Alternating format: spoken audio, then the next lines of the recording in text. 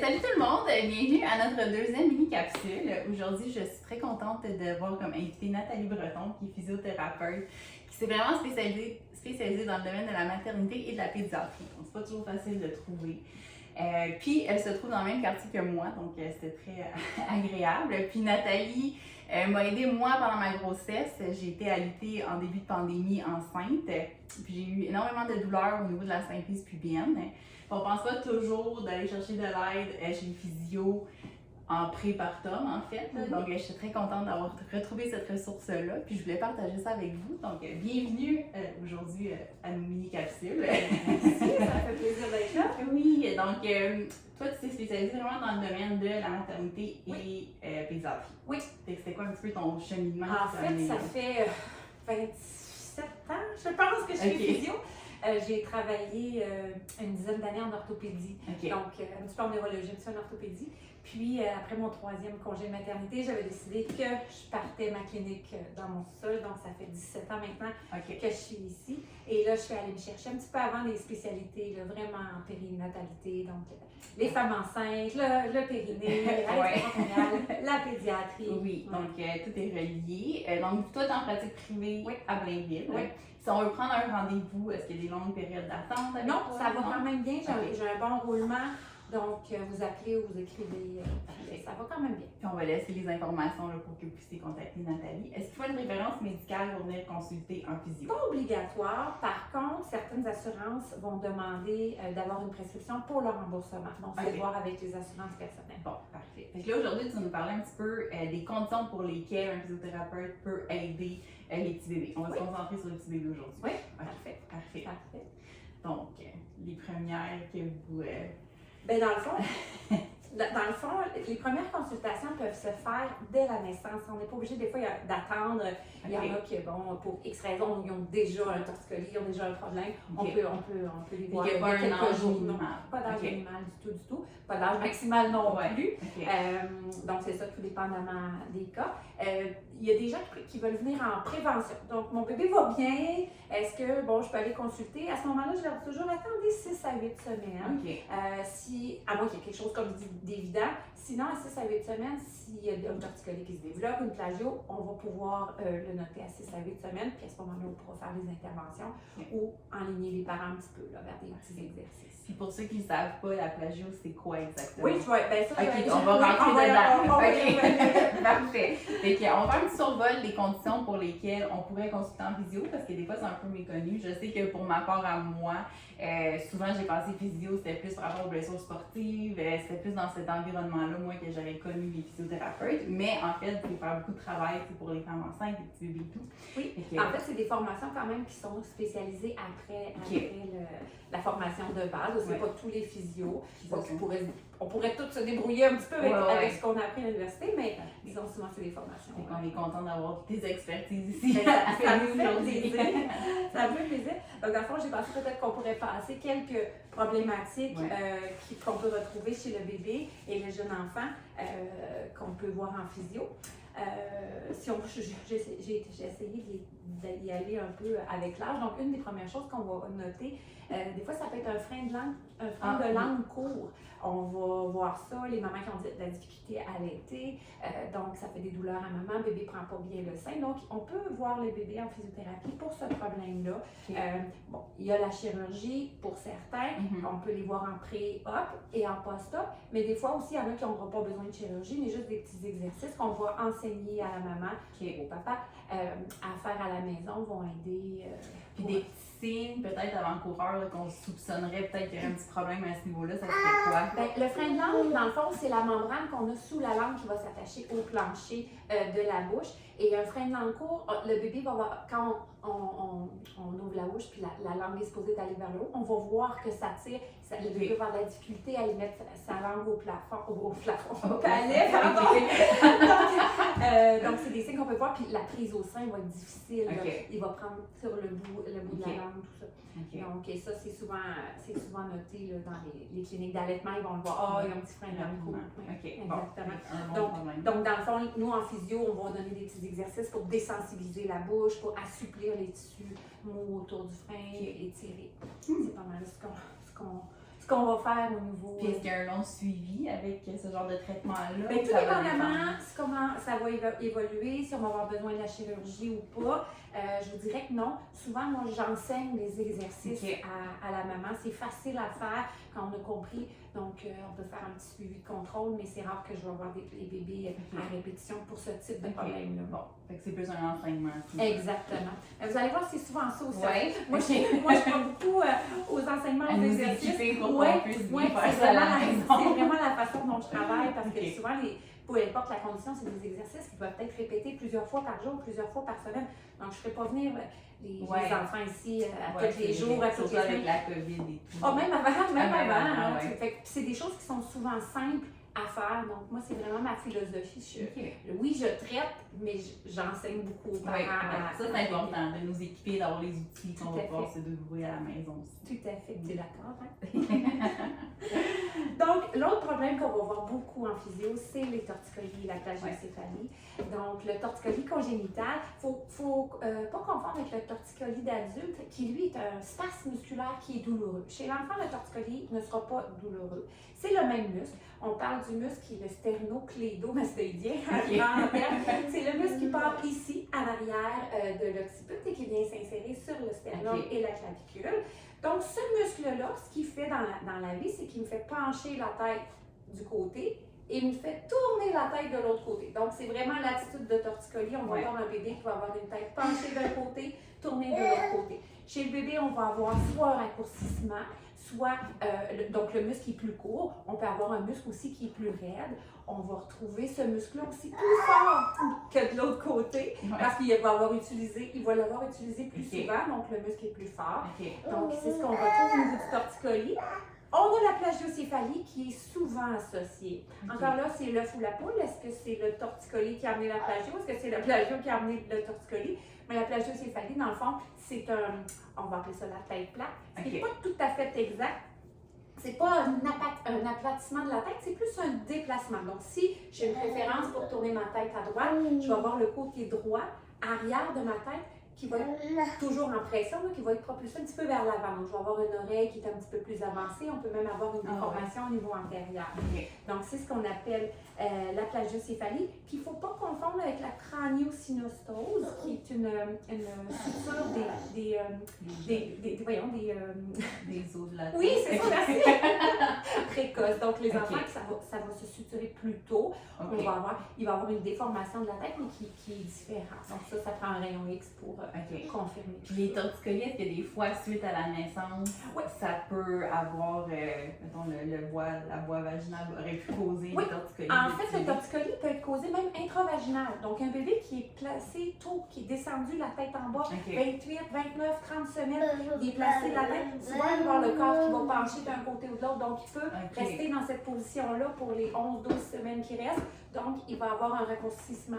Ça peut être un accouchement difficile, donc un accouchement très long où le bébé reste coincé pendant plusieurs minutes, voire heures, ou au contraire, un accouchement très rapide. Un bébé qui sort comme un ballon de football. On peut avoir un problème au niveau du sternum. Des fois, on peut avoir un déchirement au niveau du muscle qui va provoquer un nodule. Certaines mamans vont noter qu'il y a comme un petit bosse dans son muscle.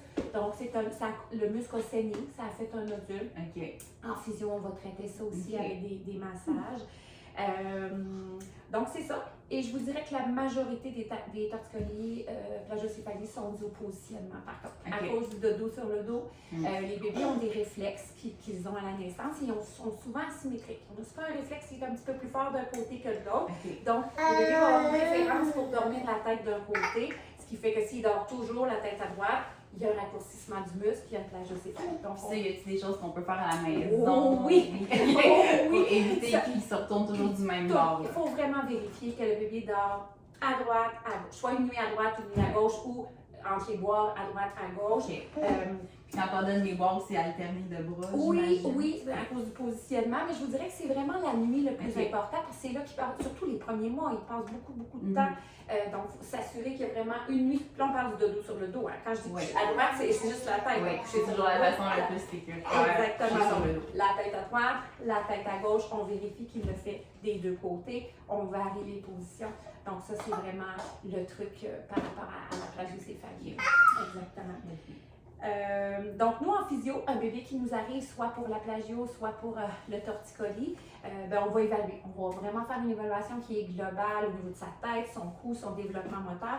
Puis à partir de là, moi, comme je dis, je donne beaucoup de conseils, d'exercices à faire à la maison. Et quand je dis beaucoup d'exercices, c'est rien de bien compliqué. OK? C'est jamais bien long. Oui, parce qu'en tant que maman d'un nouveau-né, on n'a pas toujours le temps. Je le sais, je le sais. Vous êtes maman de 3 enfants, avec vous le savez également. Oui, tout à fait.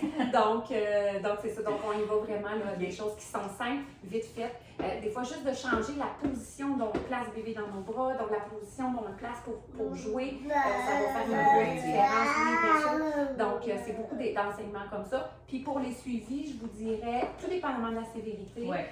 Habituellement, moi, je vois mes bébés aux 3 semaines. Donc, un rendez-vous aux 3 semaines. On va avoir le temps de voir une différence au niveau des exercices. Exactement. Je laisse maman, on peut faire travailler à la maison, puis on se revoit, puis on fait nos suivis, on fait un petit traitement, puis on y va vraiment au besoin. J'en ai que je vais suivre jusqu'à la marche, j'en ai que je vais voir 2 fois. C'est vraiment du cas par cas.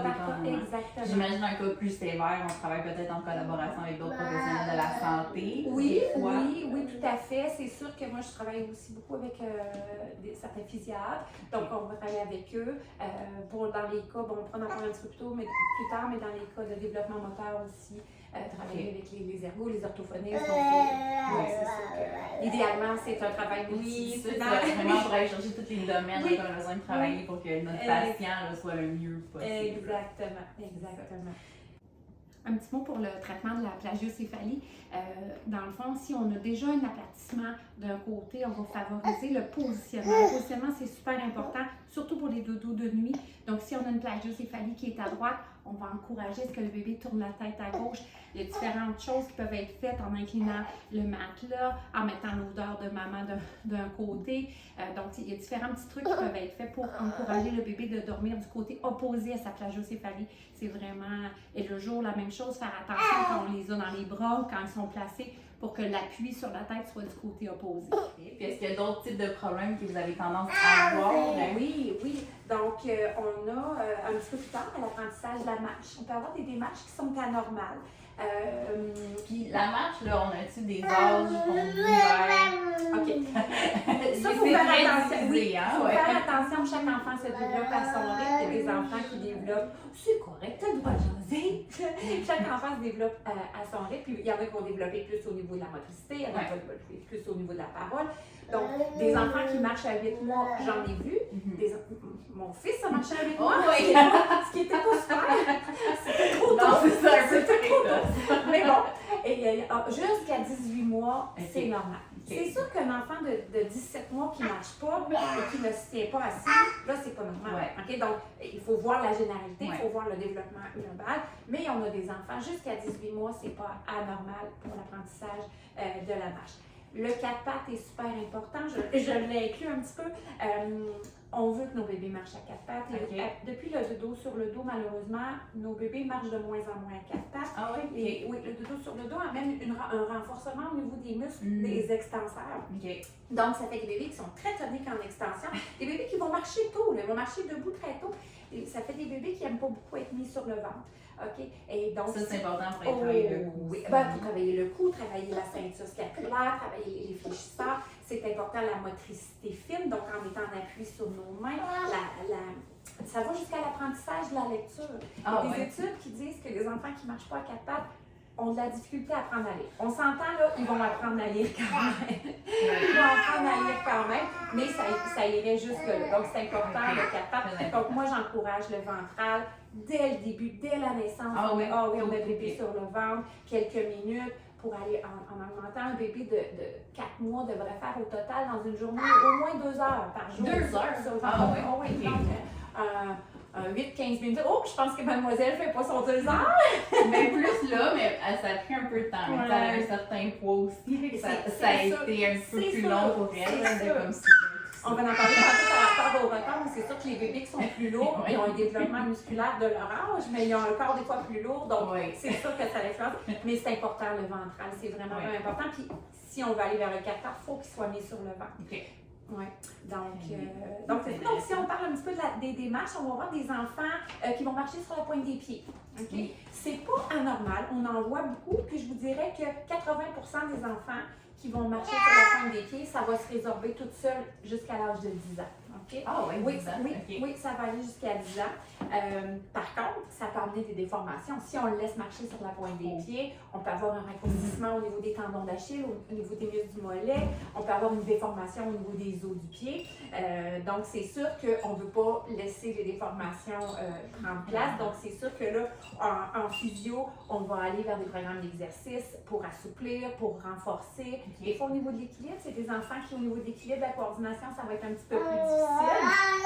Donc, ça peut amener des problèmes de posture à long terme. Si je marche toujours sur la pointe des pieds, ça change ma posture jusque dans mon cou. On va avoir aussi peut-être un débalancement musculaire. Donc, si je marche toujours sur la pointe des pieds, c'est mes mollets qui travaillent, moins mes muscles d'en avant. Donc, c'est sûr qu'on suggère une évaluation en physiothérapie pour, encore là, pour un programme d'exercice. Dans les cas les plus sévères, on va aller avec des orthèses pour garder le pied dans une bonne position. On va aller dans le botox, dans le fond, qui est une infiltration pour paralyser le muscle un petit peu, de façon à renforcer les muscles opposés. Et au pire, il va y avoir la chirurgie. Donc, dans les cas les plus sévères. Là, mais comme je dis, 80% vont se Puis un cas sévère, l'enfant il serait toujours sur la pointe oui, des qui pieds. serait incapable de déposer les pattes. OK. Oui. Souvent, on va voir que ça l'augmente à la course. Plus il marche vite, plus il court, ça va être augmenté. C'est quelque chose à surveiller. Oui, là, oui. Puis des fois, c'est normal qu'au début, les enfants, ils essaient. Hein, ils commencent à Ils marcher. découvrent Oui, aussi, exactement. Donc, mais il faut juste leur rappeler, dépose tes talons. On lui montre comment déposer les talons. OK. Puis, comme je dis, des petits conseils, souvent, ça rentre. Mais ça, des fois, on ne le sait pas nécessairement, hein, qu'est-ce qui est normal, qu'est-ce qui Non, n'est mais pas. non, Fait que c'est souvent exactement. d'avoir justement ces petits cues-là de surveiller à la maison, tu sais, avec le développement des enfants. C'est quelque chose qui nous préoccupe beaucoup. Est-ce que c'est normal, est-ce que c'est pas normal? Tout à Donc, fait. c'est un petit peu ça aussi le but des capsules, c'est d'aller voir avec différents professionnels juste pour nous réconforter, nous aider, nous enseigner un petit peu. Là. Puis c'est normal qu'il marche sur la pointe des pieds. Oui. On s'entend un enfant qui va aller chercher quelque chose, c'est normal qu'il le fasse. Là. Oui, il ne faut pas Faut être pas que inquiet ça ou soit- alarmé Non, si c'est on ça. le fait un peu. Là. C'est ça, OK. exactement. Un autre problème qu'on va rencontrer en physiothérapie, c'est les retards de développement moteur. Ça il peut avoir des causes vraiment multifactorielles. C'est sûr que des problèmes neurologiques ou des problèmes orthopédiques spécifiques vont amener un retard de développement moteur. On va voir aussi au niveau de l'environnement. Moi, là, je suis une vieille physio, là, j'en ai vu beaucoup, mais des mamans hyper protectrices.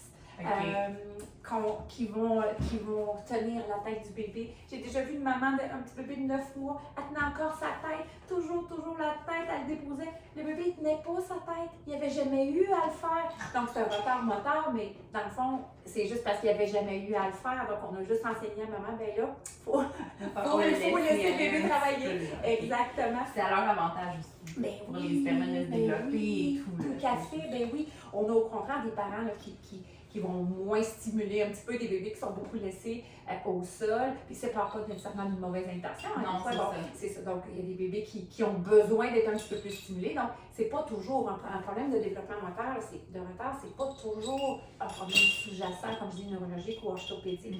Il y a aussi le caractère, la personnalité du bébé. Il y a des bébés, là, D'un bébé à l'autre, on sait sa chambre. Pour avoir eu plus qu'un enfant, ça fait bien différent. Ouais. Exactement. Donc, il y a des bébés qui sont plus, je ne sais pas ça utiliser paresseux, mais qui sont moins portés à... Moins actifs. Moins actifs, exactement. Donc, ça va être plus long, mais ils vont finir par le faire aussi. Il y a des bébés qui, si on les stimule beaucoup, ils bottent puis ils veulent rien savoir. Donc, ça arrive aussi. Donc, il faut s'adapter aux bébés.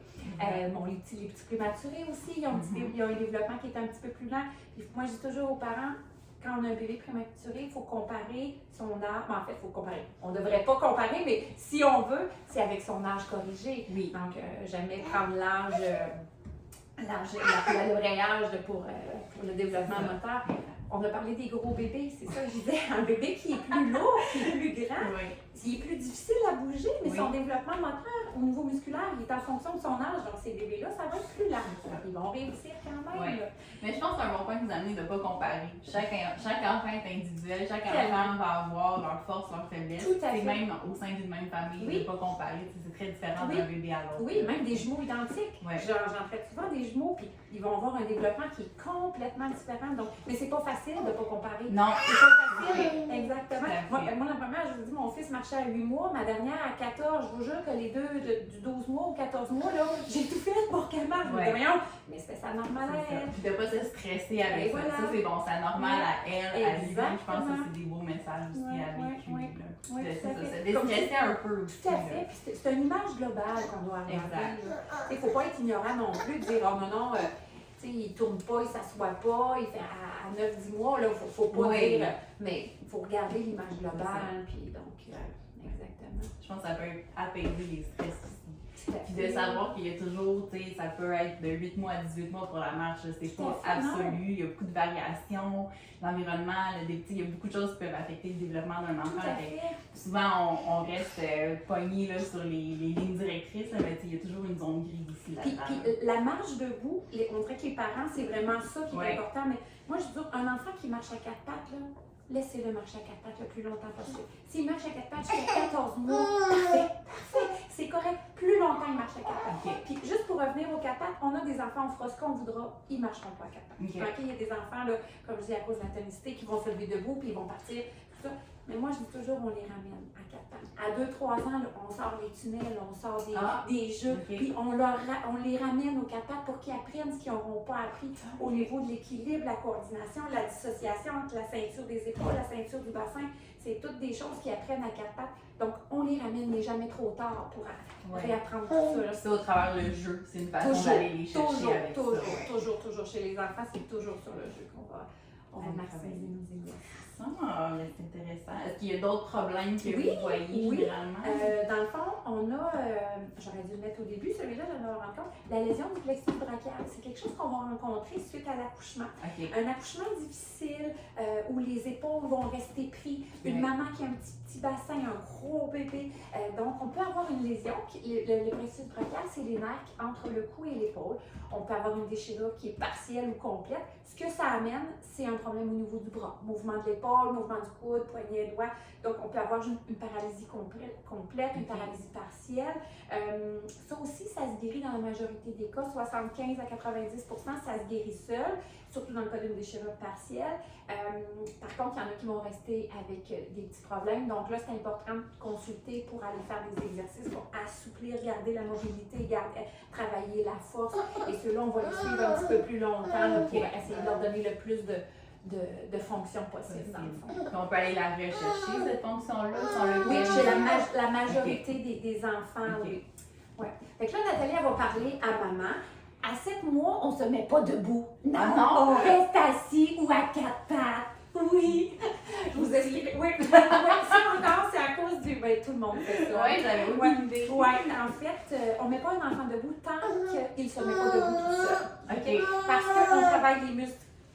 Quand on est debout, on travaille les extenseurs. Donc, puis on veut favoriser les fléchisseurs, les 4 pattes. Et les bébés adorent ça. Mais quand ils veulent se mettre debout, moi, je dis toujours, mettez-le à cheval, comme ça, il va pousser dans le vide, mais au moins, il ne renforcera pas des muscles qui sont déjà forts. Ouais, fait que là, je m'excuse, je suis une petite parente. Non, mais c'est bon, je ne savais pas. Bravo d'avoir fait ça m'a permis.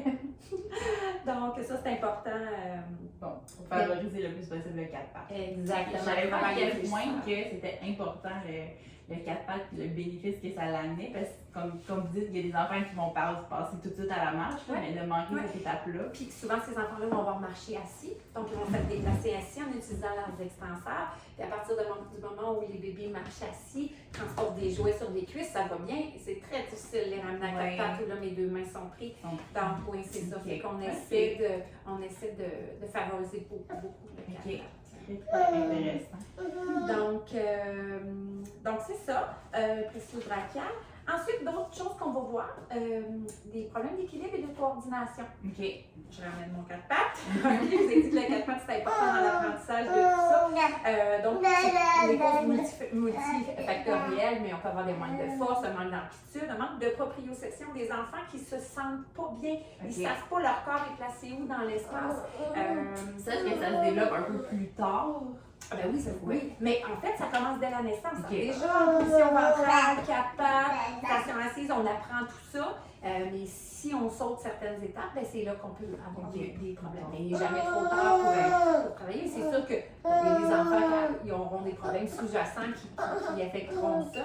Mais donc encore là, voyons, c'est un problème voyons, excusez. Un programme d'exercice. OK. On va qui va être OK. Donc, est-ce que je vais survivre.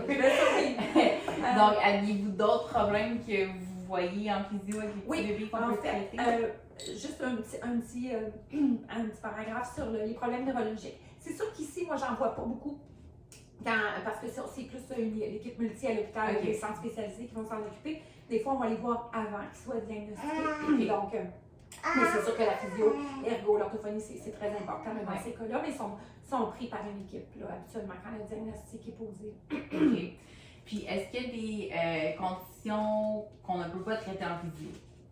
Non. Non. C'est vraiment... Ben, on parle musculo-squelettique, on parle du développement moteur, c'est sûr que je ne serais pas le langage non, sur ces choses-là. Des conditions, est-ce qu'il y a des contre-indications à venir chercher des soins en physio? Non, il y a des contre-indications pour certains traitements, dépendamment de la pathologie, mais de façon générale, la physio, non, il n'y a pas vraiment. Puis de toute façon, même si une maman ou un papa se présente avec l'enfant, vous faites l'évaluation, puis si vous jugez que c'est... Si elle n'a pas besoin, exact, si on est stressé de consulter parce qu'on n'est pas sûr si ça va aider ou non, on peut toujours prendre un rendez-vous qu'on discute avec le thérapeute et on voit à ce moment-là. J'ai toujours une approche globale aussi. Tu sais, même si on vient me consulter pour mettons, un torticolis, ben, je fais une évaluation globale là, au niveau du corps au complet, au développement moteur. Puis les sessions, j'imagine, la durée, c'est en fonction de la tolérance du bébé?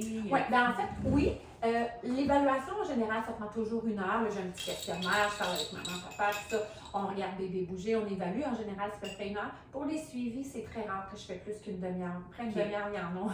Il y en a assez parce que la physio, c'est très actif, hein, contrairement à d'autres traitements comme l'ostéo où c'est plus passif. Des fois, ils sont actifs aussi, là, mais en physio, on a des petits bouts passifs, on a des gros bouts actifs. Donc, après une demi-heure, souvent, le bébé, il y en a assez.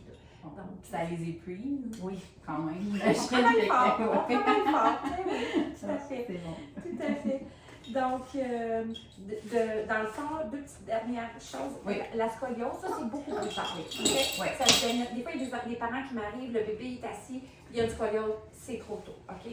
On voit des diagnostics plus fin d'enfance, l'adolescence. C'est sûr que c'est une condition à consulter pour la physio, dépendamment du degré de la scoliose, donc vraiment l'intervention. Mais c'est une scoliose là, à 6-7 mois, c'est pas diagnostiqué. Parce que moi, j'ai une scoliose, ma soeur aussi, mes parents l'ont pas. On ne sait pas d'où est-ce que c'est venu. Oui, parce que c'est souvent héréditaire. De mère en fille, c'est plus chez les filles. C'est ça, puis nos grands-parents étaient décédés quand on l'a su, le diagnostic. Donc on ne sait pas vraiment d'où est-ce que ça vient, mais c'est ça, j'ai toujours demandé, est-ce qu'on peut le savoir maintenant, tu sais, si... À moins que ça soit une malformation. Parce que des fois, une scoliose, ça va être une hémivertèbre. Donc, une vertèbre, au lieu d'avoir sa forme rectangle, ça va être une forme triangulaire. Ça, on pourrait le voir par un rayon X. Mais la majorité des Exactement. Dernier petit point, les problèmes orthopédiques. On en voit quand même. Bon, c'est sûr, fracture en torse. C'est rare que les enfants vont être référés en physio. Souvent, ça guérit tout seul. Par contre, certains enfants vont avoir besoin encore d'un petit programme d'exercice pour regagner la force, l'amplitude, l'équilibre. C'est le bébé! Oh! C'est un bébé! Donc, ce que je voulais parler aussi un petit peu, c'est les pieds plats. C'est beaucoup d'inquiétudes pour les parents. Je vous dirais, la cause des pieds plats, bon, oui, l'hérédité, souvent, mon père était comme ça, mais c'est multifactoriel. Ça peut être un manque de force au niveau des muscles du pied, ça peut être un problème au niveau de la structure du pied. À moins d'avoir un pied plat rigide, donc un pied plat qu'on n'est pas capable de bouger, on va référer en orthopédie ou en pédiatrie. Sinon, si c'est souple, si on est capable de bouger le pied, il n'y a rien à faire s'il n'y a pas de douleur. Les orthèses, il n'y a rien qui a été prouvé. C'est très controversé. Des médecins qui vont mettre des orthèses à 3 ans, d'autres à 7 ans. Maintenant, je vous dirais que s'il n'y a pas de douleur, on n'en met pas. Il n'y a pas d'évidence au niveau de la littérature que ça l'aide. Si ça fait pas mal, on laisserait. Exactement. Puis ça, en regardant, mettons, le pied de notre enfant, on devrait voir un espace entre le sol et le pied. Comme comment est-ce qu'on fait pour savoir que peut-être mon enfant aurait un pied plat? Ben, c'est exactement ça. C'est qu'en mise en charge, quand j'ai le pied déposé, si j'ai pas d'espace, ça peut être un pied plat, mais si j'enlève la mise en charge et que le pied se corrige, c'est pas un vrai pied plat. Un vrai pied plat, il va rester sans mise en charge. Puis comme je dis, il faut voir si c'est souple. OK? Donc, dans le fond, s'il n'y a pas de douleur, on laisse aller. S'il y a de la douleur, bon, là, oui, on peut aller en physio voir la souplesse. Encore là, ça sera des exercices, des étirements, tout ça. Les orthèses, j'ai suivi une formation dernièrement, justement, avec un spécialiste de Sainte-Justine par rapport à ça. Lui, il disait qu'il n'y a aucune évidence par rapport aux orthèses. Et encore là, les orthèses vendues en pharmacie et versus les orthèses moulées. On sait que c'est pas la même chose. Ben, lui, il disait qu'il n'y a aucune évidence qu'une est mieux que l'autre. Donc, de toujours commencer avec les orthèses en pharmacie qui sont moins chères. Si ça fonctionne, tant mieux. Sinon, aller vers les orthèses moulées. Mais lui, selon lui, là, il n'y avait aucune évidence que les orthèses moulées étaient vraiment mieux que les orthèses en pédiatrie. Oui, exactement. Exactement. Puis bon, évidemment, la chirurgie, c'est en dernier recours. Là, ça, c'est vraiment... Et dernier truc par rapport à l'orthopédie, c'est des formations au niveau de la rotation, des formations rotationnelles. Donc, au niveau soit des pieds, ça, on en voit aussi beaucoup en physio. Donc, quand j'ai un pied, donc, la partie antérieure est déplacée vers l'intérieur. Ma main, mettons, c'est comme si mes orteils étaient placés comme ça. Donc, ça nécessite des exercices aussi. On appelle ça le métatarsus adductus. Donc, ça nécessite une évaluation puis des exercices à faire. On a aussi au niveau des tibias, au niveau des fémurs, où on va voir des rotations, des enfants qui vont marcher les pieds vers l'intérieur, des enfants qui s'assoient en W. Donc là encore, ça aussi, spontanément, ça va chez 80% à peu près des enfants, ça va guérir tout seul. Par contre, on peut encourager l'enfant à s'asseoir de la bonne façon, si jamais on a des raideurs, parce que si l'enfant est toujours comme ça, ça se peut qu'il y ait des raideurs qui ne soient pas capables d'aller chercher la rotation externe de sa hanche, donc on peut donner des petits exercices. Mais c'est ça, donc il y a quand même une guérison spontanée là, qui se fait. Puis juste une petite question, là, je vois votre chaise. Oui! Il y a beaucoup de gens en télétravail qui vous nous parler des avantages. En fait, c'est parfait pour les physios qui travaillent avec une table haute, mais je la recommande pas pour le travail de bureau parce qu'elle est trop haute. Donc, au bureau, on est mal positionné. L'idée est super. Par contre, il faudrait qu'on puisse ajuster la hauteur, peut-être faire le ballon plus petit. Mais non, ça c'est la. Mais pour moi, là, c'est parfait. Mais non, mais travailler sur un ballon tout seul. Si le ballon est positionné pour qu'on ait une position ergonomique, oui, je le recommande. Oui, tout à fait. C'est très fatigant, par exemple. Ça a l'air de rien, mais c'est justement parce que ça travaille tout le temps. Oui, exactement. Exactement. Donc, fait que ça, c'est. Oui! T'en as des choses à dire. Fait que ça, c'est un petit peu le survol là, des différentes conditions qu'on a typiquement vues en termes de pédiatrie, là, en physio. Là, on va aller faire quelques petits exercices avec petite Ella Rose. On va te faire bouger un petit peu. On va aller voir un petit peu parce que souvent, il y a des gens qui pensent peut-être que c'est une approche très, pas agressive, là, mais très intense, puis ils ont peut-être peur que ça pourrait faire mal au bébé, mais en fait, c'est pas du tout ça. Puis même nous, quand on se parlait hier, j'ai dit on va manipuler le bébé, puis tout de suite, tu m'as corrigé en disant moi, je manipule pas, je vais mobiliser. Tu sais, juste le terme est beaucoup plus doux. Oui, c'est ça. Puis c'est ça, avec une population pédiatrique, l'approche est vraiment différente qu'avec un adulte. Là. Fait qu'on va aller vous donner un petit aperçu de ça. Là. Excellent! On va aller travailler ensemble. T'es bonne! C'est qu'on travaille je vérifie dans le fond tes amplitudes, ça tourne bien des deux côtés. Bravo! T'es très bonne! C'est très bonne. Est-ce que tu viens la chercher? Viens-tu la chercher? Viens la chercher. Ouais. Oui, tu pousses avec tes jambes. Tu pousses avec tes jambes. Ouais. T'es bonne. Viens-tu la chercher? On va vérifier aussi qu'ils viennent bien chercher au centre. Viens la chercher. Viens chercher la belle. Oh! Coucou! Ah, coucou! Qu'est-ce que tu fais? On glisse? Ouais, on a glissé les fesses. On va aller vérifier les amplitudes. Mais tu es très beau. Bravo! C'est content. Elle est où, maman? Ah, maman est là. Coucou. L'autre côté. L'autre côté. Qu'est-ce qu'elle fait, maman? Elle est où, maman? Elle est cachée. Oh, elle est cachée. Bravo! Donc là, c'est une évaluation en fait de Exact. Ça ressemble un petit peu aux exercices qu'on va donner. OK. Nous, en physio, c'est sûr qu'on va aller dans des exercices qui sont un petit peu plus complexes, donc on va combiner des mouvements. Donc, ah oui, déjà! Donc, on va aller travailler. Souvent, on va aller travailler par le bassin. Le bébé se rend moins compte. Coucou! T'es fait? Il est là. Bonjour! Bonjour! Donc, des petits exercices d'étirement comme ça qu'on va faire. On va aller voir les différentes postures. On va être sur le bédon.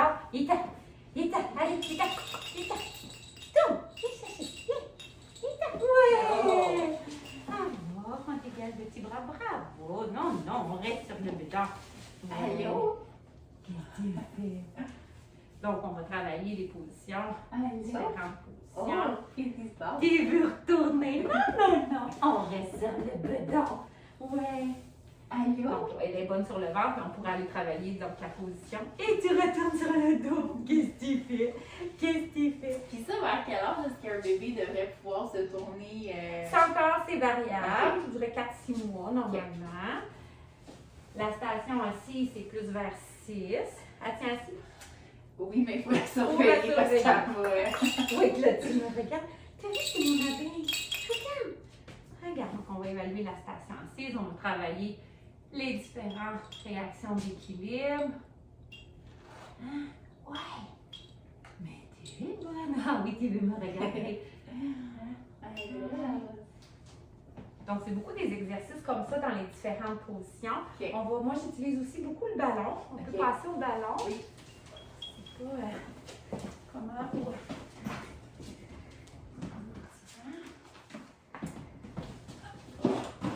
Donc, avec le ballon, on va chercher beaucoup des exercices de stimulation, aller chercher la force des réactions d'équilibre. T'as vu, c'est le ballon rouge. On va aller sur le ballon rouge. Tu viens-tu? On va sur le ballon. Ah! Qu'est-ce que tu fais là? Puis ça, si on est enceinte, on en a souvent Oui! à la maison. Oui, C'est le fun de savoir qu'on peut donner une deuxième vie. Tout à après. fait, tout à fait. Puis sinon, si c'est pas nous, il y en a souvent des voisins ou des amis qui en ont un qui traîne dans le sous-sol. Donc, c'est le genre d'exercice qu'on va faire, comme je dis, pour travailler les fléchisseurs. OK. Donc, on veut qu'elle travaille le bedon, le cou. Là, c'est sûr que c'est la première fois, tu es intriguée par le ballon.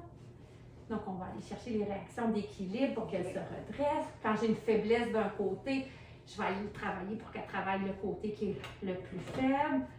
Donc, c'est des genres d'exercices. C'est très doux là, comme approche. Tu sais, quand on parle d'exercices à faire à la maison, là, c'est Oui. pas inventé. Les exercices d'étirement qu'on va donner, c'est toujours en respectant le bébé. C'est des exercices qui ne sont pas longs. Ouais. Donc, on respecte. Il faut toujours que ça soit fait dans le jeu. Ouais. On fait avec des coucous, avec des jeux qu'ils aiment beaucoup. Qu'est-ce que tu fais? Qu'est-ce que tu fais sur le ballon? On va dire, ouh! Ça, c'est drôle, là. Donc, c'est beaucoup des jeux comme ça.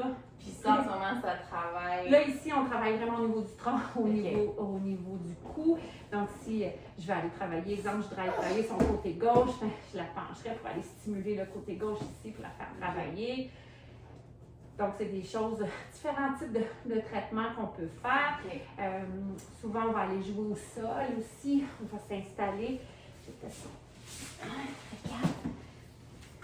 On va aller jouer par terre. Donc, pour favoriser, exemple, le 4 pattes, on va venir placer peut-être un petit jeu. On va-tu chercher le jeu? On va-tu le chercher? Ah! Viens, viens voir. Voici. Vas-y donc. Pour travailler le développement moteur, c'est ça, on les aide, on ne le fait pas à leur place. Qu'est-ce que tu fais là? On ouvre les mains. Viens, on dépose les mains. Oui. Oui, regarde. Puis ça, c'est ça, ça va leur permettre de développer, tu sais, quand on touche différentes textures, Exactement. différentes sensations pour... Allez, on dépose les mains. Oui, bravo. Bravo. Quand on veut travailler la rotation, exemple, un torticolis, je veux qu'elle tourne la tête à gauche. On va le travailler dans différentes positions, dont entre autres le 4 pattes. Là, pour un enfant qui ne tient pas le 4 pattes, c'est comme une aile, on travaille le haut du corps. Des Fait que pauses ça d'écran. serait quelque chose, mettons, moi je prépare à la maison Bien avec sûr. elle présentement. Puis je pense que c'est une chose que je vais te dire de faire avec elle. Parce qu'elle aime pas trop ça. Oui, je sais. Oh, je sais, c'est pas facile. Ah, c'est pas facile. Fait que là, vous l'avez juste entre vos jambes. Oui, dans Ok. le fond, je fais juste déposer ma jambe pour empêcher que les jambes Ok. aient en extension. Donc, regarde. Ça, d'habitude, les amis aiment beaucoup jouer avec ça. Regarde. Puis là, je vais encourager qu'elle mette du poids sur ses mains. Toujours dans un but d'encourager le facteur. Oui, je sais. Oh, tu es fatigué. On peut lui donner des pauses. Là, tu sais, on tient jamais. Oh, on est revenu assis. Bravo! Des choses qu'on peut travailler aussi, c'est le changement de position. Donc, un bébé qui est sur le ventre pour aller travailler sa position assise, qui n'est pas capable. On essaye-tu? Est-ce qu'on monte comme on est bonne? Est-ce qu'elle passe du ventre à assis? Oui. OK. Du ventre, ça assis. Oui? Non? Assis, non. OK. Fait que, tu sais, on pourrait lui montrer. Il est tôt encore pour qu'elle le fasse. Mais oui, il est temps, ma belle fille.